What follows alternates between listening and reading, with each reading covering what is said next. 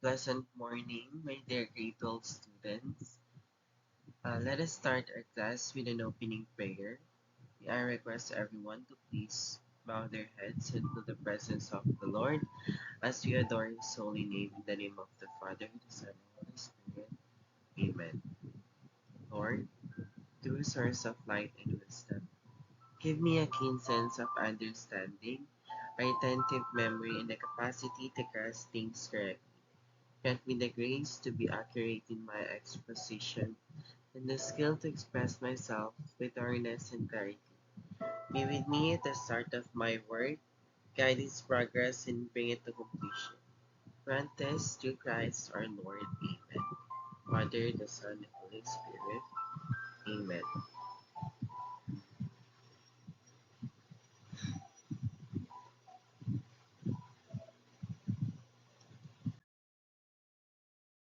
Once again, pleasant morning, my dear grade 12 students. Again, this is another day that we get to explore the wonderful world of UCSB. Again, I'll be your teacher in exploring the wonderful world of UCSB. I'm Sir Kyle Malang. Now, before we proceed to our lesson, let us have a short review about our previous discussion. What have we discussed in our previous lesson?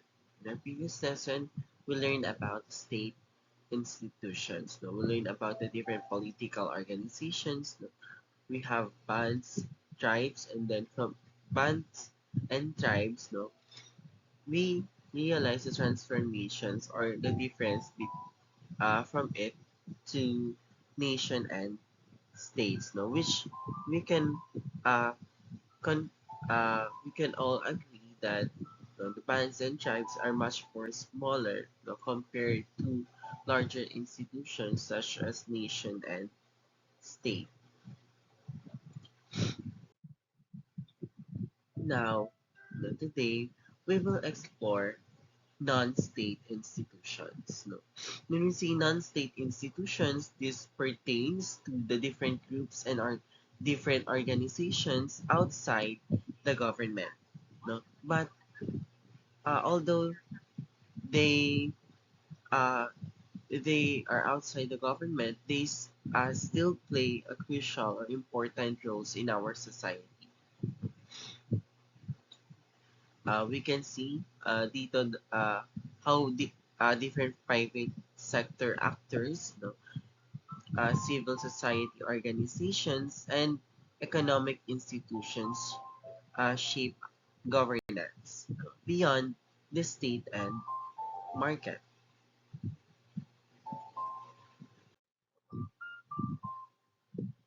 So let us first define, what is a non-state institutions. What are non-state institutions? Non-state institutions are actors and entities that operate independently of the state. Take note the word operate independently. No? But even though they operate independently, no, we can still see that they also play important roles, no, when it comes to our governance, no, when it comes to economic activity and our social life. Makikita natin that the private sector and other non-state actors, they often complement the state and the market. No? But some operate locally while others have global influence. Now, let's break this down step by step. No? Makikita natin that some complement state and market functions. No? Some are major players in state or market related activities or the different market related activities. No? We can also say that they operate at both local and global levels. No? So magkaiba when it comes to the local levels and iba rin yung global levels. Understanding these institutions, these non-state institutions, is very essential, especially for analyzing how power no, how different resources and services are distributed in our society.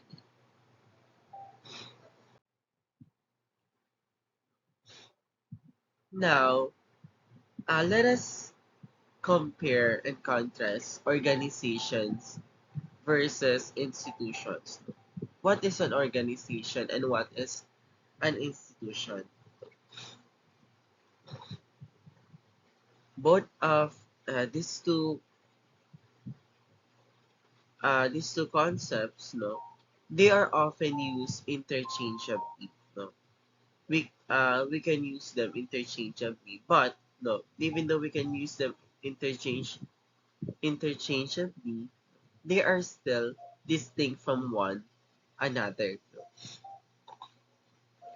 Let us first define what is an organization and how is it different from institution. No? When we say on organization, it is a formally constituted entity composed of what? Composed of individuals performing the functions to achieve a specific mandate or a particular task. It is a formally constituted entity composed of individuals performing different functions. They perform different functions, different tasks to achieve a mandate or a particular task. No? Halimbawa ng organization is yung mga bangko natin, yung iba't ibang mga corporations that we have, and kasama na dito sa organization is yung iba't ibang mga development agency. Now, how is institutions different from organization? No? When we say institution, it is a structured domain of norms, rules, and practice that no, create that creates order within a specific set of relationships. No? Makikita natin, halimbawa na lamang ng isang institusyon, yung religion natin, yung relihiyon ng isa na kinabibilangan ng isang individual, no? Yung pagkakaroon natin ng kinship and family, no? Kasama ito sa institution. No? Popular culture and different kinds of rituals, and of course, knowledge system. Now, what is the difference between organization and institutions? No? Halimbawa, again, sa organizations, we have different banks. No? Iba't ibang mga bangko. And dito sa mga iba't ibang mga banks, no, there is a formal entity with a particular mandate. Meron silang specificong task na dapat nilang gawin. No? Para saan ba ang bangko? No? What is the very purpose of a bank? No? Para saan ba ang bangko?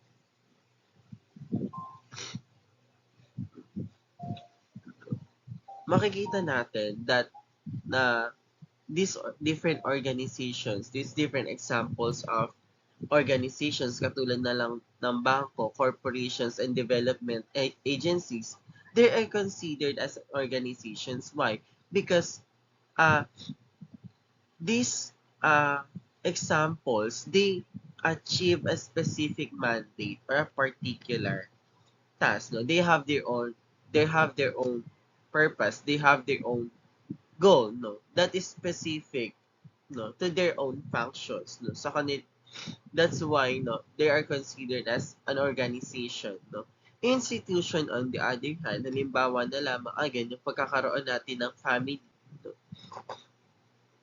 And paano ba nabubuo yung isang pamilya? No? Dito, nagkakaroon tayo, bilang kabilang tayo again sa isang pamilya. Meron tayong iba't ibang mga structured norms and different kinds of practices. Makikita natin na bilang kabilang tayo sa isang pamilya, meron na tayong iba't ibang mga nakagawian no, naipasa sa atin nung mga magulang natin, for example, nung mga ancestors natin, no, mga grandparents natin.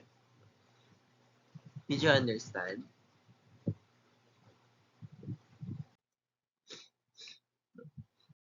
Now,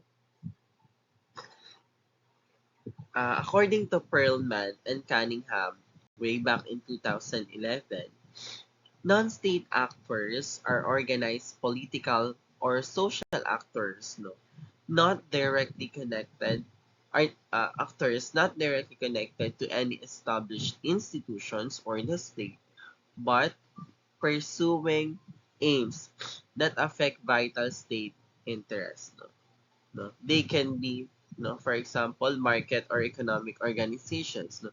They can be civil society organization. Now, let's first look at market or economic organizations. No? Yung market or economic organizations, no? Which, no, makikita natin that in market and economic organizations, they are more focused on profit and resources. When we say market and economic organizations, dito pumapasok yung pagkakaroon natin ng iba't ibang mga corporations, iba't ibang mga banks, no, iba't ibang mga bankos, and iba't ibang mga kooperatiba. No? And ito, yung mga corporations, banks, and cooperatives, these are different entities, no, engaged in a particular economic activity, no, that they have their own resources that was being used for profit or a particular service. No? Halimbawa na lamang agan yung mga iba't iba nating mga bangko, no? Iba't ibang mga financial institutions, yung mga financial institutions lending money to public and private organizations, no?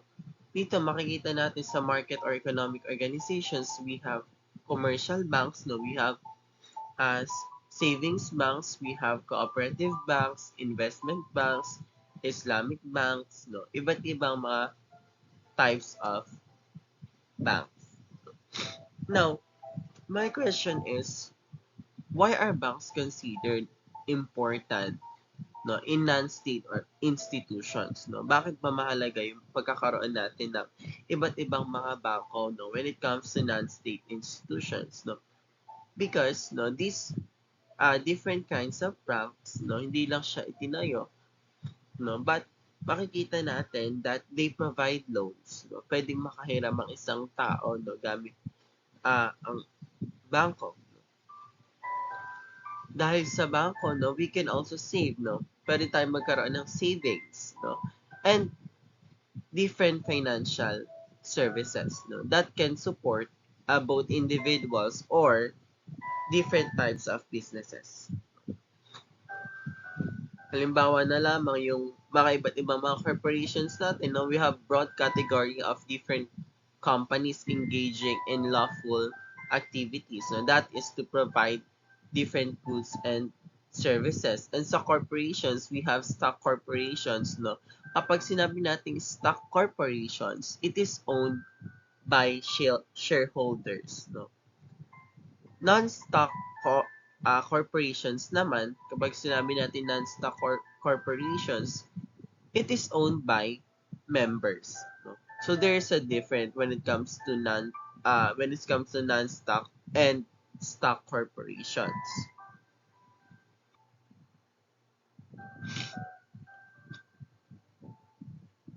Now, paano naman nakaka-impluwensya, no, sa lipunan yung pagkakaroon natin ng iba't ibang mga corporations? No? How do these corporations influence society, no? Even though they are not part of the state, no? Considering there are non-state institution, no? Kabilang sila sa non-state institutions, simply, no, these different corporations, no, una-una, they create jobs, no? Dahil sa mga pagpapatayo ng iba't ibang mga corporations, makikita natin that because of this, no, it create countless jobs for different individuals. No? Pangalawa, they produce different kinds of goods and resources. No? They produce different kinds of products. And because of that, because of creating jobs, producing different kinds of goods, no? These corporations, pagpapatayo ng mga iba't ibang mga corporations, it influence economic growth. No? Mas nakaka-impluwensya ito sa pagtaas or sa paglago ng isang ekonomiya. no? And we have civil society organizations, no? Dito yung mga NGOs, yung mga iba't ibang community groups, advocacy networks, no? Ito naman yung mga entities that represents, no, collective, no? Merong collective, social, cultural, or political interest.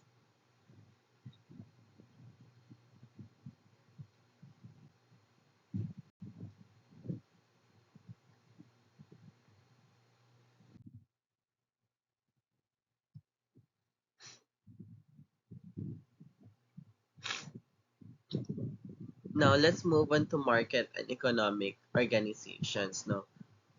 No, we have different types of banks, no? Yung financial intermed, intermed, intermediaries. A bank is a financial institutions that lends money to both public and private organizations, serving as a bridge, between savers and borrowers. Makikita natin na usually there is a connections, no? Nagkakaroon tayo ng connections, no? When it comes to, for example, being a savers, no? No? To the borrowers, no? And yung mga borrowers, no? They are connected with, no? Those people who are considered as savers. May mga nagsisave ng pera, no? And may mga nanghihiram ng pera, no? Banks are central to economic development and capital allocations. Makikita natin that yung mga bangko, they also provide different kinds of services, no? Katulad na lamang ng savings, ng investments, and financial security. Now, we have different types of banks, no? Makikita natin that banks vary widely when it comes to purpose. Nagkakaiba sila sa layunin, no? Ownership, magkakaiba ang may-ari ng iba't ibang mga banks, no? And kliyente, no? Yung mga clients nila, iba-iba rin, no? Here are some, no, main categories or yung mga uh, core categories ng iba't ibang mga type of banks. Unang-una, we have commercial and savings banks, no? Ano ba yung commercial and savings banks, no? This type of banks accept deposits, mga deposito, and they provide different loans, no, to individuals and businesses. No, mahalaga itong mga commercial and savings banks because bilang isang individual, matutulungan tayo nito, no, especially when a person is financially struggling, makakapag-loan tayo. And no, this type of bank, they also accept deposits, no. And hindi lang nun, but they also handle foreign exchange. Ano ba yung mga halimbawa ng commercial and savings banks here in the Philippines, no? Here in the Philippines, we have BDO, we have Unibank, we have Metro Bank, we have Security Bank, and yung RCBC, no? And ito, yung mga iba't ibang mga halimbawa ng commercial and savings banks, no, dito sa Pilipinas, no. Yung savings banks, of course, itong particular banks, they focus on savings deposits and yung consumer loans, no. Halimbawa ng savings banks, we have Philippine Savings Banks or yung PS Banks, and we have City Savings Banks, no. Another type of banks is yung industrial and land development banks. No? What about industrial development banks? That it is finance industrial projects and agricultural land development. Ito yung mga iba't ibang mga finance, industrial, and manufacturing projects. No? Halimbawa na lamang yung Development Bank of the Philippines or yung Development Bank of the Philippines or yung DBP, they supports different kinds of infrastructure and different kinds of industries. No, ano pa yung iba't ibang mga land development banks, no? As we all know that they provide different credit to agricultural and different land development projects, no. One example or well-known example of land development banks is yung Land Bank of the Philippines or yung Land Bank. No? And yung Land Bank, we can access them online. No? You just register and then you just create an account and then you're all set. Other type of bank is yung cooperative and community banks. Kapag sinabi natin cooperative and community banks, no, member-owned institutions ito, no, serving different kinds of local communities. And then we have investment Islamic and internet banks. Ito naman yung mga iba't ibang mga specialized institutions for capital market, no, finance and digital banking. Ito yung mga local banks that serve, no, specific communities or meron lang itong layunin, no, na mag-serve or silbi, no, sa mga iba't ibang mga specificong communities or different specific regions. No? Halimbawa na lamang ng local banks is yung Kamalig Bank sa Bicol region. And we have other types of banks. Now let's move on with corporations. No? Let us first define what is a corporation. When we say corporation, it is a non-state organization representing a company. They represent a particular company or a particular group engaged in lawful activities serving a public function. They're out in public, no? And they have a specific purpose or function, no? And what is that, no? That, halimbawa na lang, they provide different kinds of products and services to a particular society. No? Their main purpose is to provide goods or services, no, to society. Now we have different types of corporations. Una-una is yung stock corporations, no? Ownership is held by stockholders who own shares proportional to their investments, no? Kapag sinabi nating stock corporation, it is owned by shareholders or yung mga stockholders who buy shares. Sila yung bumibili ng share, no? That's why they're called shareholders or stockholders. Bumibili sila ng stock. What about non-stock corporations? When we say non-stock corporation, simply it is owned by members who join the organization. So, yung mga miyembrong sumali sa isang particular organizations or sa isang grupo. Now, what is the difference between stock and non-stock corporations? No, again, kapag sinabi nating stock corporations, no, merong ownership na nakabase sa shares. Non-stock, on the other hand, it is owned by different members, no? Hindi sa iba't ibang mga shareholders. Now, bakit ba yung mga corporations, it influence our society even though they are not part of the state? Again, these corporations, they create, no, countless jobs for people. They produce different goods and services, and they contribute to the economic growth and innovation of a particular nation. Now, corporations focus on profit and services, but some organizations, they are built for shared benefit and fairness. Now, these are called cooperatives. Ano ba yung cooperatives? Cooperatives, no, this is owned by the people. No? Pagmamay-ari ito ng iba't ibang mga tao. No? That's why it's called cooperative. No? Root word here is yung co-op, no? Meaning, no, may kasama ka, no? You have other people to share with, no?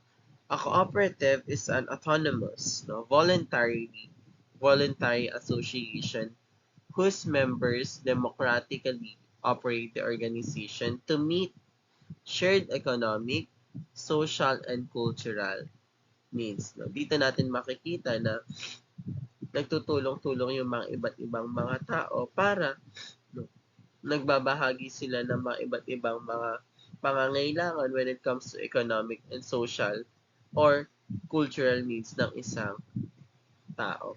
They operate, they shared with one another. Members own and control the cooperative equally. No? Ito, hindi yung mga shareholders, hindi yung mga stockholders, but no, mismong mga miyembro yung nagmamayari, and since they own no this particular needs, no, they can control no and have cooperations with one another. No, they can cooperate equally with one another. No? Again, it is owned by its members and democratically operated. The goal is to meet common economic, social, and cultural needs. No?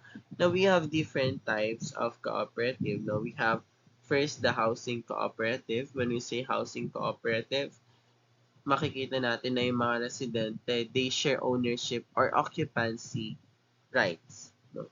Meron silang karapatan no? When it comes to ownership and occupancy. No? Pangalawa is yung worker cooperative. No? When we say worker cooperative, it is owned and controlled by worker members. Other than that, we have consumers cooperative that was owned by customers. We have agricultural cooperative that is much more common when it comes to rural areas, no, different rural areas and supporting different farmers. Now, what makes cooperatives different from corporations and banks? Paano ba naiiba yung cooperative sa corporations and sa mga iba't ibang mga bangko? Cooperatives, no, again, are owned and run by different members, no, for shared benefit. No, merong shared benefit.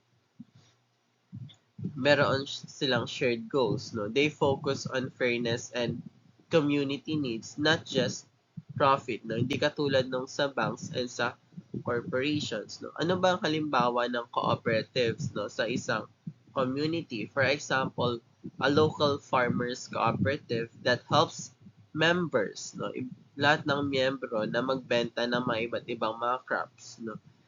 Other than that, a consumer cooperative that provides affordable goods, no, to different members.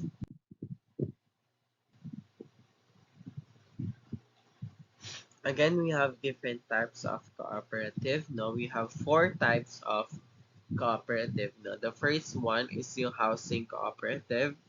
No, pag sinabi nating housing cooperative, no, residents own shares or hold membership rights. No, yung mga residente, no, they have their right, no, when it comes to occupancy or yung housing through subscriptions or yung pagkakaroon ng renta. No? Pangalawa is yung worker cooperative. No? Dito, pagmamay-ari and may control yung mga workers no? Who share profits and decision making. Sila yung gumagawa ng decisions. No? Depende sa kung ano yung napag-usapan nila. Consumer cooperative naman, it is a business owned. Pagmamay-ari naman ito ng isang particular business, no? Operating, no? Even though it is owned by even though it's a business owned, no, na mga customers, makikita natin that the consumer cooperative, no, nag-ooperate pa rin siya, no, for mutual benefit. No? And lastly, we have agricultural cooperative. No? It is widespread no, in rural areas, no, helping different farmers no, pull different kinds of resources. No? Dito sa agriculture cooperative, makikita natin that it is the local farmers no, na nagtutulong-tulong para makapag-produce ng mga iba't ibang mga resources, iba't ibang mga product no, na magagamit nila no, to produce no, in the market.